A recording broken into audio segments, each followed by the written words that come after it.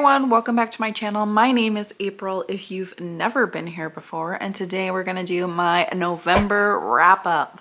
I actually didn't read as many books as I thought I was going to. I only read 7 and I had 1 DNF, 4 3-star books, and 2 5-star bangers.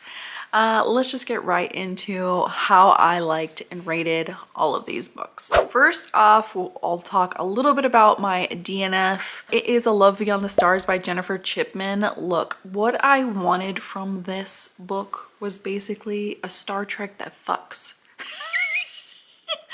And honestly, it delivered in that. However, the only way I can describe this is that it's very wholesomely horny.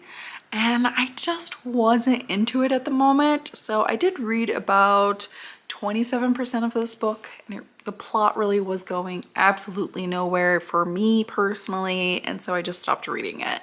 But in this book you have a girl who is top of her class, has always wanted to be a pilot on a spaceship. She finally gets her dream assignment, and what do you know, the captain is grumpy as hell and fires her the first day. She sticks around and obviously makes it up to her, but honestly, this absolutely had the Star Trek vibes of just cozy daily life and like them bumping into each other and that kind of thing. I just personally like a little bit more action adventure in my sci-fis, so this wasn't hitting it for me at the moment, so I stopped. However, I think if you like a more cozier, light on the plot, but also super horny and spicy book, very wholesomely though, in a way, you might like this. So still give it a try because I do think the writing was really good. It just wasn't personally my thing. And then the first of the 4 3-star books that I read was Phantasma. I had high hopes for this, honestly. You're talking about deadly trials, Caraval-ish, but an adult spicy romance. I mean, come on, that just sounds like something I would love. But as I was reading this book, I just got kind of bored. This book follows a girl who follows her sister into a deadly game called Phantasma, where the winner gets a wish.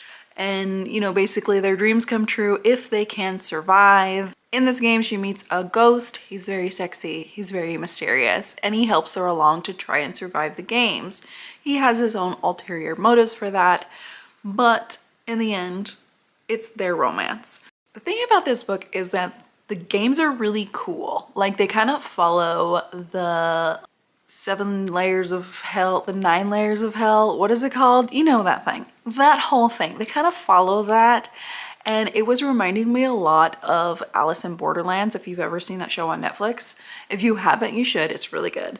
But it was reminding me a lot of those games, and I liked the games. They were all cool. However, there was way too many of them.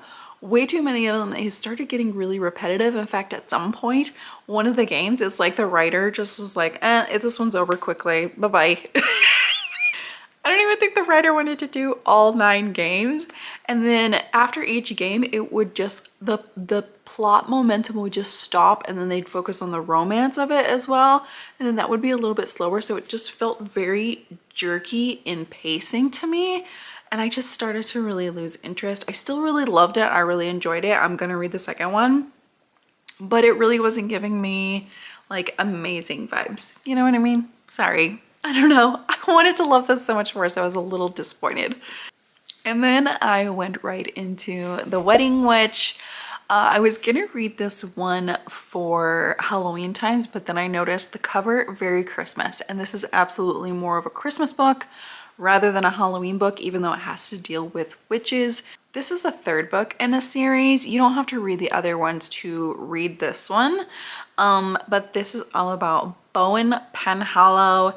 He's kind of the loner brother, and he's up in the mountains studying ancient magic. He has a ghost friend who asks him to attend this grand Yuletide wedding to get some closure on his life or his afterlife. And then you also have Tamsin, who is a procurer of supernatural goods, and she kind of works for him. They both end up at this wedding together, and they have kind of a time travel moment. And the story kind of goes from there. This one was cute. I really liked Bowen and Tamsin together. I loved their banter back and forth. It was very quippy.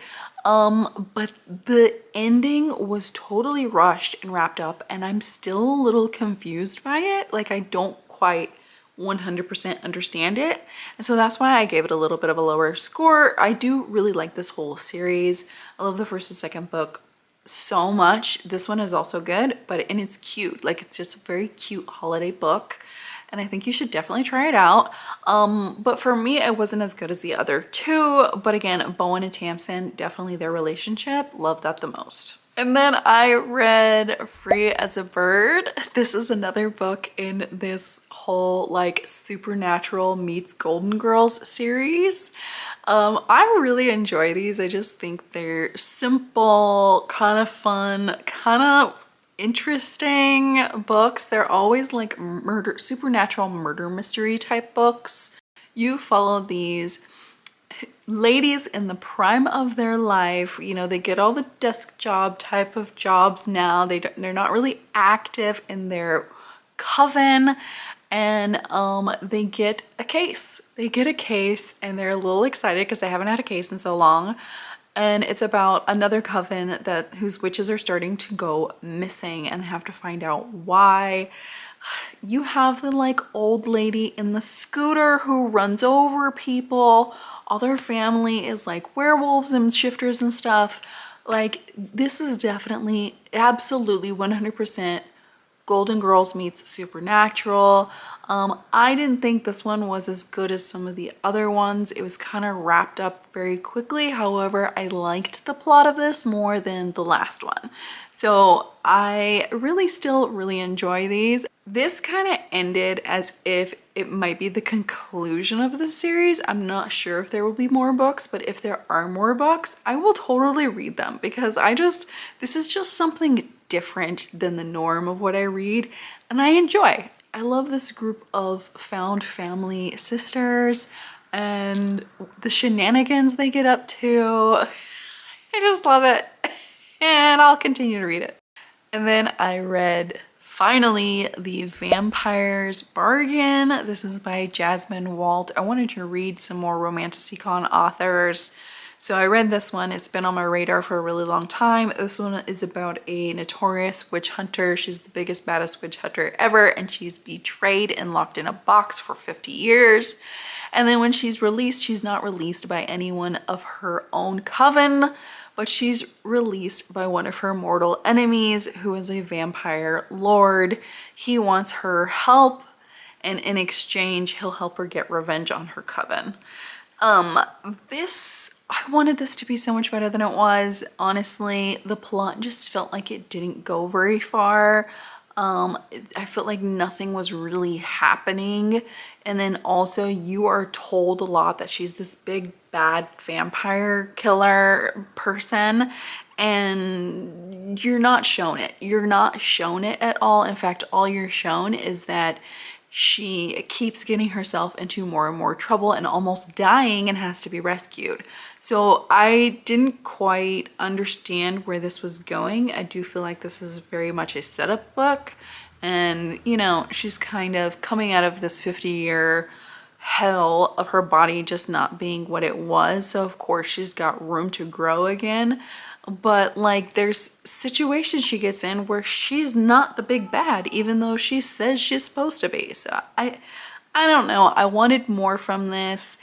Do I know if I will continue on? Maybe not in this series. I did really like the writing, so I want to try another book from Jasmine Walt. She has like a Dragon Shifter series too as well. I'll try that one instead, and we'll see where it goes from there. I have 2 5-star reads, and the first one was How to Steal a Galaxy by Beth Revis. I have given both books in this series so far 5 stars. Like, this is everything I want from sci-fi action adventure. This is the time, okay? This is just a fun, enjoyable, entertaining time. you're following this thief, and this second book picks up right where the last one ends. And this one is all set at a museum all about Earth artifacts.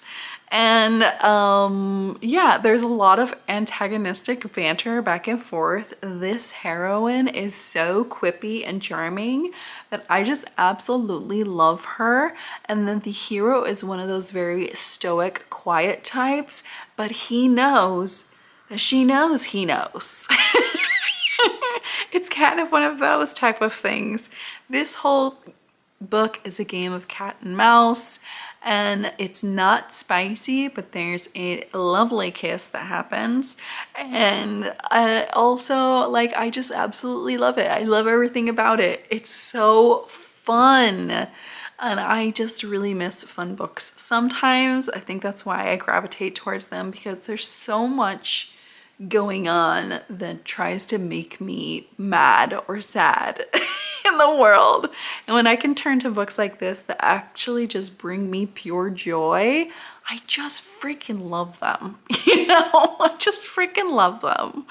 And so yeah, I think everybody should read the series, even if you're not a huge sci-fi fan. Like, the pacing of this is very quick, and I think it's gonna be enjoyable for you no matter what. And then talk about things that want to make you mad or sad or break your heart. My other 5-star is The Shattered Bones. This book took me by absolute surprise. Absolute surprise. I've had this on my list for a long time. I think this was, again, a free Kindle Day, Stuff Your Kindle Day book.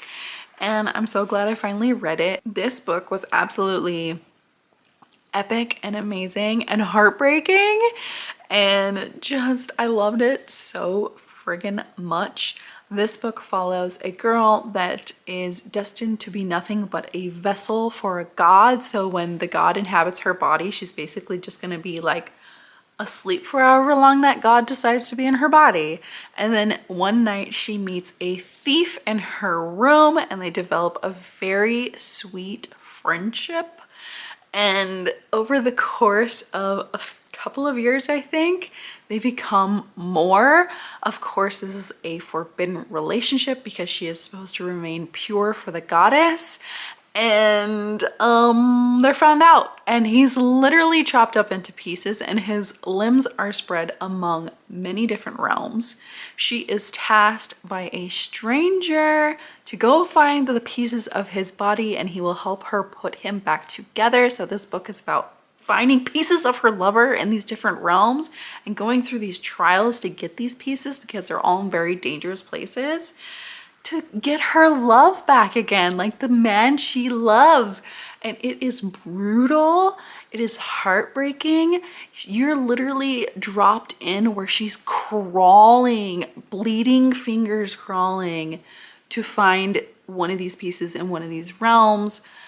It's amazing. It is really, really amazing. And it's a standalone that's under 300 pages.